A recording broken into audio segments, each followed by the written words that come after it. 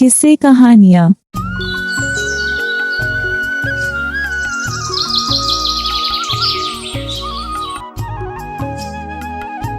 बार की बात है, एक आदमी था जो बड़े होटल में काम करता था।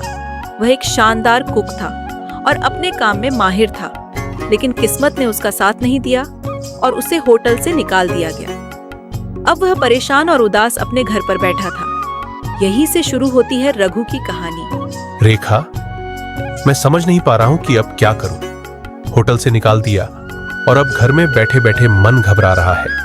इतने सालों तक जो सीखा वो सब बेकार लग रहा है। ऐसा क्यों सोचते हो? तुमने इतने साल बड़े होटल में काम किया है। खाना बनाना तुम्हारा हुनर है। कोई भी हुनर बेकार नहीं जाता। लेकिन होटल से निकालने के बाद कौन मुझे काम देगा? और अगर दूसरा काम खोजा भी तो पता नहीं कब मिलेगा। घर कैसे चलेगा? सुनो, मेरे पास एक सुझाव है। क्यों ना तुम खुद का ठेला खोल लो। मटन बिरयानी बनाओ और बेचो। तुम्हारा खाना हमेशा से लाजवाब रहा है। लोग तुम्हारे खाने के दीवाने होंगे। ठेला? मैंने तो कभी ऐसा सोचा ही नहीं। क्या ये मुझसे हो पाएगा? क्यों नहीं होगा? होटल में काम करके तुम्हें अनुभव भी है और सबसे बड़ी बात, तुम मेहनती हो। ठेले पर शुरुआत करो। अगर तुम्हारा खाना अच्छा होगा तो लोग खुद ब खुद आएंगे। लेकिन इसके लिए पैसे कहां से आएंगे? ठेला और सामान खरीदने के लिए भी तो चाहिए। हमारे पास थोड़ी बहुत बचत है और शुरुआत में ज्यादा खर्चा नहीं होगा। धीरे धीरे सब हो जाएगा। बस तुम खुद पर भरोसा रखो। रघु सोच में पड़ जाता है। रेखा की बात उसे सही लगती है। वह धीरे धीरे मुस्कुराने लगता है। तुम ठीक कहती हो रेखा, मैं कोशिश करूंगा। ठेला खोलूंगा और अपनी मटन बिरयानी से एक बार फिर से नाम बनाऊंगा। सुबह का समय। रघु और रेखा ने एक छोटा सा ठेला तैयार किया है। ठेले पर लिखा है रघु मटन बिरयानी। पास में गैस चूल्हा जल रहा है और बड़े बर्तन में मटन बिरयानी बन रही है। गर्मा गर्म बिरयानी की खुशबू हवा में फैल रही है। लोग ठेले के पास से गुजरते हुए रुक रुक कर खुशबू की तारीफ कर रहे हैं। देखना रघु, तुम्हारी बिरयानी की खुशबू ही काफी है। लोग इसे खींचे चले आएंगे। उम्मीद करता हूँ रेखा, ये हमारी पहली कोशिश है। बस सब अच्छा हो जाए। ठेले के पास एक ग्राहक जिसका नाम मोहन है आता है। वह खुशबू से आकर्षित होकर रुकता है। भाई साहब, क्या खुशबू है! मुंह में पानी आ गया। ये मटन बिरयानी है क्या? जी हाँ, मटन बिरयानी ही है। ताजा और गर्मा गर्म। खाकर देखिए, ऐसा स्वाद कहीं और नहीं मिलेगा। अच्छा, ये तो बड़ी बात कह दी आपने। ठीक है, एक प्लेट लगाइए। लेकिन पहले ये बताइए, बिरयानी में क्या खास है? खासियत, ये हमारी मेहनत और प्यार से बनी है। मटन सबसे ताजा है और मसाले घर के ही बनाए हुए हैं। और सबसे बड़ी बात, ये होटल के खाने जैसा स्वाद देगी, लेकिन दाम बिल्कुल सस्ते। अरे वाह, कीमत की बात सुनकर अच्छा लगा। वैसे आप पहले कभी नहीं दिखे। नया ठेला है? जी, आज ही शुरू किया है। मैं पहले एक बड़े होटल में कुक था, लेकिन अब सोचा कि अपना काम शुरू करूं। होटल में काम किया है? फिर तो स्वाद शानदार ही होगा। ठीक है, जल्दी से एक प्लेट दीजिए। रघु जल्दी से एक प्लेट बिरयानी तैयार करता है और मोहन को देता है। मोहन बिरयानी का पहला निवाला खाता है। उसके चेहरे पर संतुष्टि के भाव आते हैं। वाह, क्या स्वाद है! मसाले बिल्कुल सही, मटन इतना नरम कि मुंह में घुल रहा है। सच में ऐसा बिरयानी का स्वाद मैंने कभी नहीं चखा। धन्यवाद भैया। आपको स्वाद अच्छा लगा तो और लोगों को भी बताइएगा। बताऊंगा, क्यों नहीं। ऐसा स्वाद तो सबको चखना चाहिए। लेकिन हाँ, एक सलाह है। जी, जरूर बताइए। ठेले को साफ सुथरा और मसालों की क्वालिटी हमेशा ऐसी ही रखिएगा।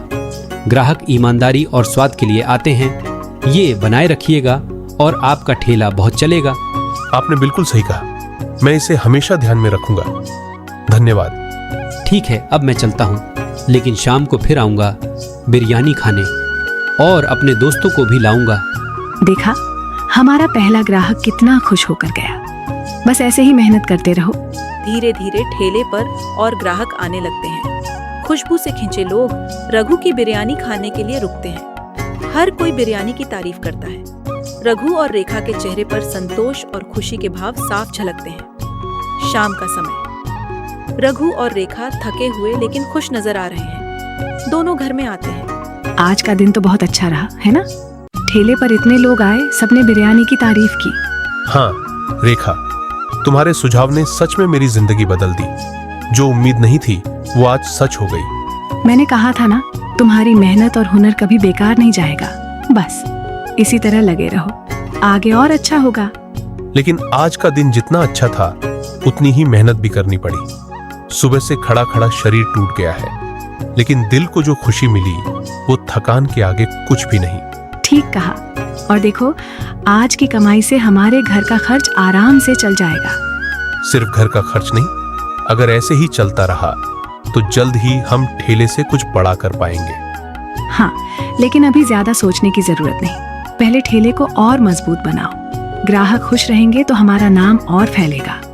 कुछ ही हफ्तों में रघु और रेखा का ठेला मशहूर हो गया। हर दिन भीड़ बढ़ती गई और उनकी बिरयानी का स्वाद दूर दूर तक मशहूर हो गया।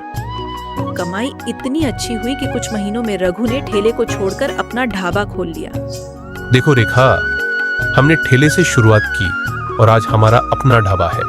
ये सब तुम्हारी समझदारी और हमारी मेहनत का नतीजा है।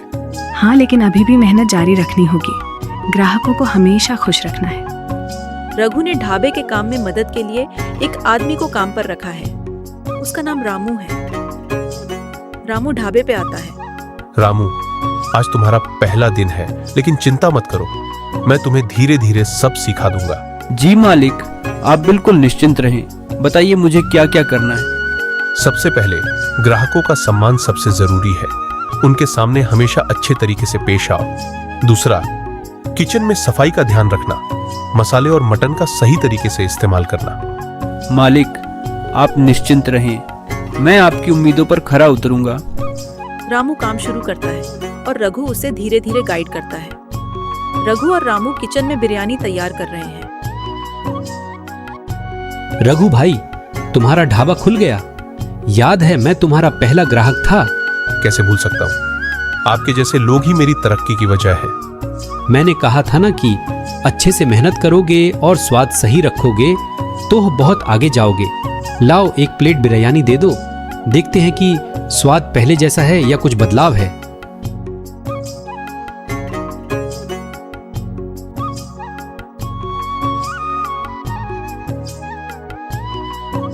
वाह, क्या बात है रघु भैया, स्वाद बिल्कुल वैसा ही है जैसा पहले था, लेकिन यहाँ और भी अच्छा लग रहा है।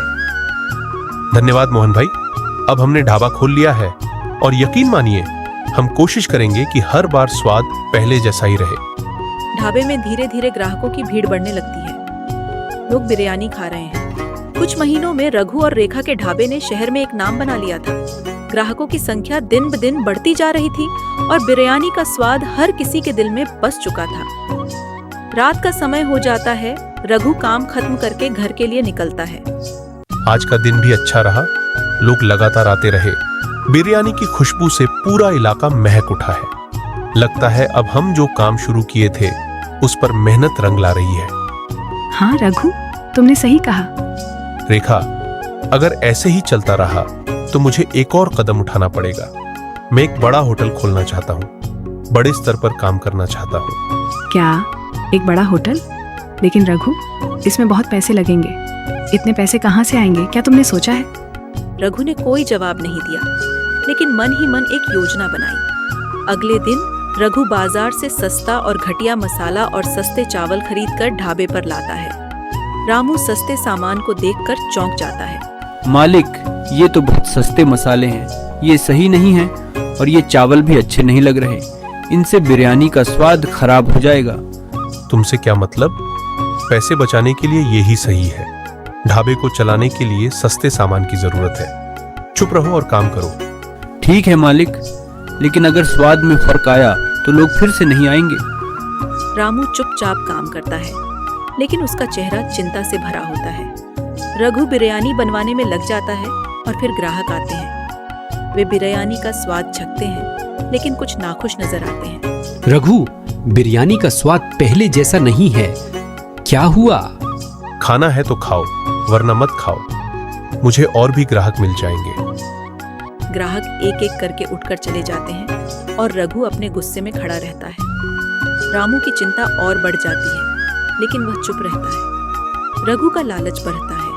अगले दिन रघु खराब मटन और घटिया मसाले और चावल खरीदकर ढाबे पर लाता है। रामू मटन और सामान को देखता है और तुरंत रघु से विरोध करता है। मालिक, ये मटन तो बिल्कुल खराब है और ये सस्ते चावल और मसाले, लोग बीमार भी पड़ सकते हैं। तुमसे क्या मतलब? जो मैंने लिया है वही सही है। काम करो, ज्यादा दिमाग मत लगाओ। रामू सोचता है कि यह सही नहीं है, लेकिन रघु की धमकी से वह चुप हो जाता है। वह मटन और सस्ता सामान बिरयानी में डालता है। जब बिरयानी तैयार होती है, रघु फिर से ग्राहकों को देखता है। कुछ ग्राहक बिरयानी खाते हैं, लेकिन फिर से उनका चेहरा गुमसुम हो जाता है। रघु, इस बार बिरयानी का स्वाद बहुत खराब है। मटन तो सख्त और स्वादहीन है, चावल भी अच्छा नहीं है। क्या हो गया? रघु का गुस्सा फिर से बढ़ जाता है। वह क्रोधित हो जाता है और ग्राहकों को जवाब देता है। तुमसे क्या मतलब? खाना है तो खाओ, नहीं तो जाकर कहीं और खाओ। मुझे इन सब की कोई परवाह नहीं है। रघु का लालच और बढ़ता है। वह सस्ते सामान से ढाबा चलाने की कोशिश करता है, लेकिन अब उसका ढाबा भी वह पहले जैसा नहीं रहा। ग्राहकों की संख्या घटने लगती है। मालिक, मुझे लगता है कि अगर हम अच्छा सामान और ताजगी का ध्यान रखें तो हमारा ढाबा और भी सफल हो सकता है। ग्राहक आकर खुशी से खाएंगे, लेकिन आप लगातार घटिया सामान लाकर सब गड़बड़ कर रहे हैं। तुम मेरे साथ बहस मत करो। अगर तुम्हें कोई दिक्कत है तो जा और कहीं और काम ढूंढो। रामू का दिल टूट जाता है और वह अपनी नौकरी छोड़ देता है। वह अपने खुद का ठेला खोलने का निर्णय लेता है। रामू अपना खुद का ठेला खोलता है और पुरानी जगह के पास ही बिरयानी बेचने लगता है। ग्राहकों का ध्यान अब रामू की बिरयानी पर जाता है। धीरे धीरे वह प्रसिद्ध हो जाता है और लोग उसे पहचानने लगते हैं। रघु ये सब देख के गुस्से में सोचने लगता है, मेरे से सीख के मेरी ही दुकान बंद करवाना चाहता है। इसे तो मजा चखाना होगा। अगले दिन रामू अपने ठेले को तैयार कर रहा होता है और पानी भरने के लिए जा रहा होता है। इसी दौरान रघु, जो पास ही खड़ा था, चुपके से रामू के मसालों में कीड़े डाल देता है। फिर वह जोर जोर से शोर मचाने लगता है ताकि लोग उसकी तरफ आ जाएं। सुनिए, सुनिए, रामू के ठेले की बिरयानी में कीड़े हैं। देखिए कैसे वह गंदा खाना बेच रहा है। ये बिरयानी खाने से आप सब बीमार पड़ सकते हो।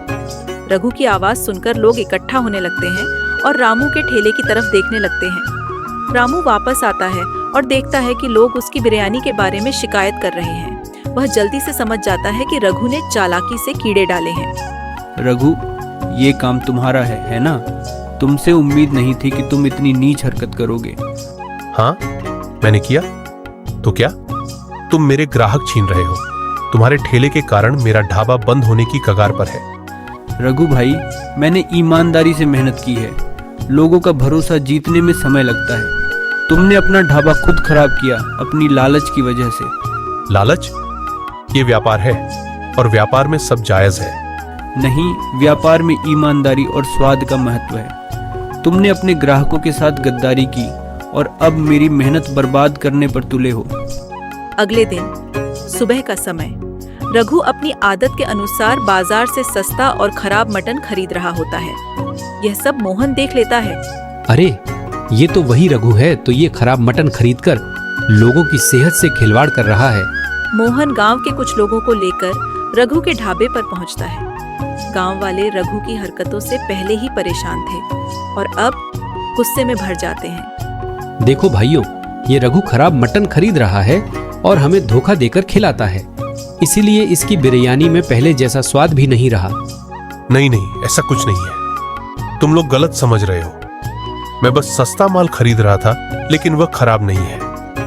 मोहन और गांव वाले ढाबे के अंदर जाकर मटन और मसालों की जांच करते हैं। वे देखते हैं कि सभी सामग्री खराब और बासी है। सभी लोग गुस्से में भर जाते हैं। गांव के एक व्यक्ति ने तुरंत पुलिस को फोन किया। थोड़ी देर में पुलिस वहां पहुंचती है। पुलिस रघु को हथकड़ी पहनाकर अपनी गाड़ी में ले जाती है।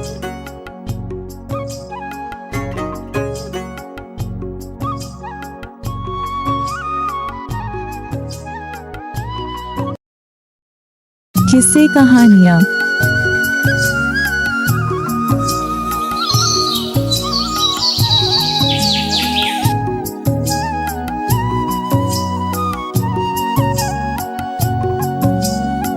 गांव में दो किसान रहते थे जिनका नाम रामू और श्यामू था।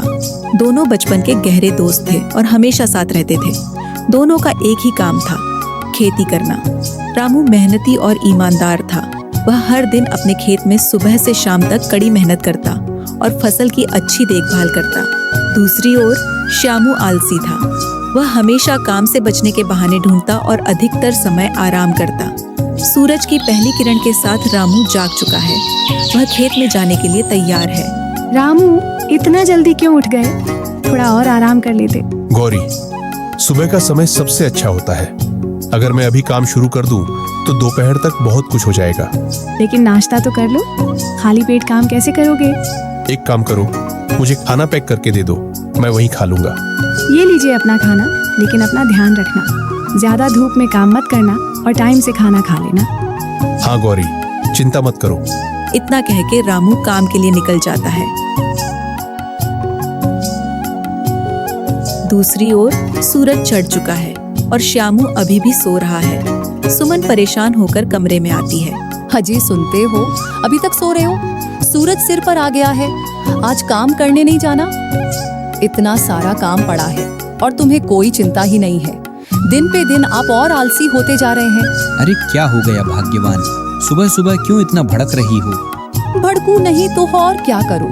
बाहर देखो, सूरज सिर पर आ गया है। रामू तो कब का खेत पर चला गया और तुम हो कि अब तक खर्राटे ले रहे हो। रामू को काम करने की आदत है। मुझे भी खेत जाना है, लेकिन थोड़ा आराम कर लेने दो। खेत कहीं भागा थोड़ी ना जा रहा है। आराम ही तो करते रहते हो। फसल का समय आने वाला है और तुम्हें कोई फिक्र ही नहीं। चिंता मत करो सुमन, जब काम करना होगा तब कर लूंगा। तुम्हारा ये आलस एक दिन हमें बहुत भारी पड़ेगा।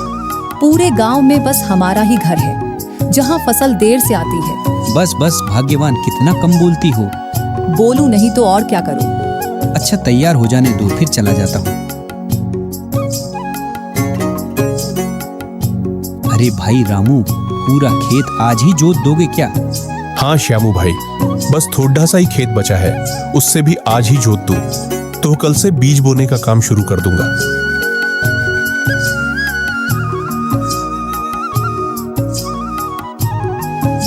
इतनी कड़ी धूप है, इतनी कड़ी धूप में तो काम करना बहुत मुश्किल होगा। एक काम करता हूँ, थोड़ी देर आराम कर लेता हूँ, फिर खेत जोतना शुरू करूंगा।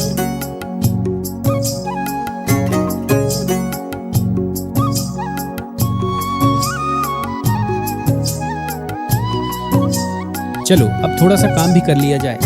रामू और श्यामू दोनों ही काम में लगे हुए हैं।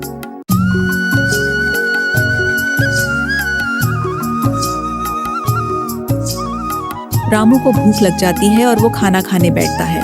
तभी उसको किसी के चिल्लाने की आवाज आती है। रामू वहां जाके देखता है, वहां एक साधु बाबा बेहोश पड़े थे। रामू पानी डाल के साधु बाबा को जगाता है। थोड़े देर में साधु बाबा को होश आ जाता है। साधु बाबा, अब आप कैसे हैं? हाँ बेटा, अब मैं ठीक हूँ। बहुत दिन से भूखा और प्यासा हूँ और इतनी तेज धूप है कि मुझे चक्कर आ गया। साधु महाराज, आज मेरी पत्नी ने मुझे खाना पैक करके दिया है, आप उससे खा लीजिए। दूर खड़ा श्यामू ये सब देख रहा होता है। अरे ये रामू किससे बात कर रहा है? कोई साधु महाराज मालूम होते हैं, जाके देखता हूँ। प्रणाम साधु महाराज। साधु महाराज, आप यहाँ बैठ के खाना खा लीजिए। लेकिन बेटा, अगर मैंने तुम्हारा खाना खा लिया तो तुम क्या खाओगे? तुम इतनी धूप में काम कर रहे हो। आप मेरी चिंता मत कीजिए बाबा, मेरा घर पास में ही है, मैं थोड़ी देर में घर जाके खा लूंगा। श्यामू भी अपना खाना साधु बाबा को दे देता है। महाराज आप मेरा खाना भी खा लीजिए, मेरी पत्नी ने भी स्वादिष्ट खाना बनाया है। मेरी भूख मिटाने के लिए आप दोनों का बहुत बहुत धन्यवाद। धन्यवाद की कोई जरूरत नहीं है बाबा, ये तो हमारा सौभाग्य है कि हम आपकी मदद कर पाए। आप बस हमें आशीर्वाद दीजिए। हाँ बाबा, रामू ठीक कह रहा है, आप हमें शर्मिंदा न करें। तुम दोनों को मेरा आशीर्वाद है, इसी तरह मेहनत करते रहो। लेकिन मैं आज तुम्हें कुछ विशेष देना चाहता हूँ। साधु बाबा बीज की पोटली रामू और श्यामू को देते हैं। महाराज, ये किस फसल के बीज है? बेटा, ये जादुई बीज है, इसे अपने खेत में डाल देना, तुम्हारी फसल बहुत अच्छी होगी। लेकिन ध्यान रहे, इसका जादू तभी काम करेगा जब तुम दिल लगा के मेहनत के साथ फसल की सेवा करोगे। लेकिन महाराज, अगर ये जादुई है तो इतनी मेहनत करने की क्या जरूरत है? बेटा, एक बात याद रखना, जादू उसी पे काम करता है जो उसकी कदर करता है, और बिना मेहनत के किसी को कुछ भी हासिल नहीं होता। तुम्हें इन बीजों की सही से देखभाल करनी होगी। हम आपके इस भेंट के लिए बहुत आभारी हैं महाराज। हम इन बीजों की अच्छे से देखभाल करेंगे, रोज पानी भी देंगे। अब मैं यहाँ से प्रस्थान करता हूँ। तुम्हारा कल्याण हो। दोनों दोस्त जादुई बीज लेके घर की ओर निकलते हैं। श्याम, हमें इन बीज का अच्छे से ध्यान रखना होगा। इसे हमें प्यार और मेहनत से सींचना होगा, तभी हम इन जादुई बीज का लाभ उठा पाएंगे। भाई रामू, मुझे तो लगता है कि अगर ये बीज जादुई है तो हमें इतनी मेहनत करने की कोई जरूरत नहीं है। मुझे नहीं लगता कि रोज पानी देने की कोई जरूरत है। ये जादुई बीज हैं, ये अपने आप बढ़ जाएंगे और फल देंगे। श्यामू, साधु महाराज की बातों को ऐसे नजरअंदाज मत करो। उन्होंने साफ साफ कहा था कि प्यार और मेहनत के बिना कुछ नहीं मिलेगा। मैं तो कोई जोखिम नहीं लेना चाहता। मैं तो इन्हें अच्छे से सींचूंगा। दोनों घर पहुंच के ये बात अपनी अपनी पत्नियों को बताते हैं।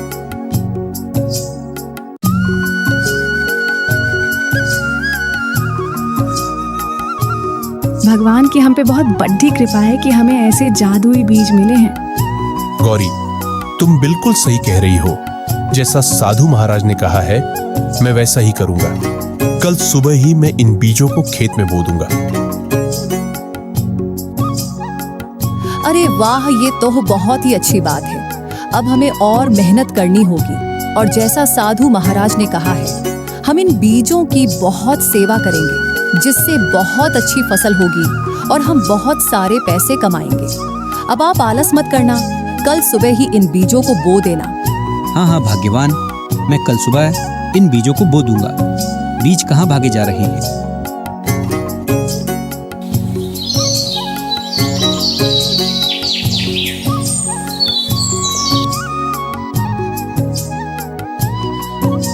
गौरी, हो सकता है आज मैं खेत से थोड़ा लेट आऊं। साधु महाराज ने जो बीज दिए थे, आज उसे बोना है। अगर इस बार अच्छी फसल हुई तो हम लोगों को ज्यादा मुनाफा होगा। मैं जानती थी कि आज आप देर तक काम करेंगे, इसीलिए आज मैंने थोड़ा ज्यादा खाना भी बांध दिया है। जब आपको भूख लगे आप खा लीजिएगा।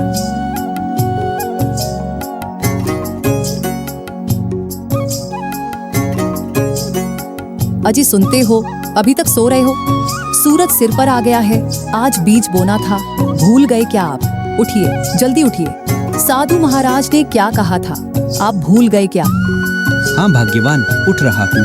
थोड़ा धीरज रखो, मुझे साधु महाराज की बातें याद हैं। मुझे लगा आप भूल गए हैं, इसीलिए अभी तक सो रहे हैं। अब जल्दी उठिए, काम पे भी जाना है। हाँ भाग्यवान। दोनों अपने अपने खेतों में बीज बोते हैं।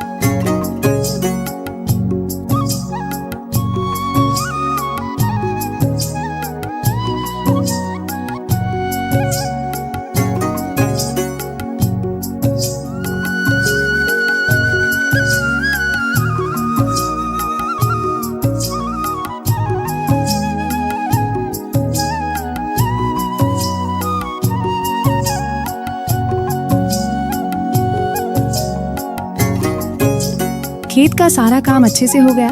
हाँ गौरी, मैंने सारे बीज अच्छे से बो दिए हैं और पानी भी दे दिया है। हाँ जी, बहुत अच्छा किया आपने। थक गए होंगे आप, खाना खा लीजिए, फिर आराम करिएगा। आपने सारे बीज अच्छे से बो दिए ना? हाँ भाग्यवान, मैंने सारे बीज अच्छे से बो दिए हैं। और खेत में पानी अच्छे से डाला ना? नहीं, मैं खेत में पानी नहीं डाल पाया। बीज बोने में ही इतना समय लग गया। लेकिन साधु महाराज ने इसे रोज प्यार और मेहनत से सींचने बोला था।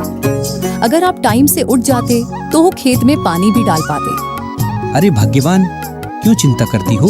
ये जादुई बीज हैं, फसल अच्छी ही होगी। मैं कल जाके खेत में पानी डाल दूंगा। रामू हर रोज खेत में पानी देने लगा और फसल की बहुत प्यार से देखभाल करने लगा। दूसरी ओर श्यामू ने सोचा कि यह तो जादुई बीज है, इससे इतनी देखभाल की जरूरत नहीं है।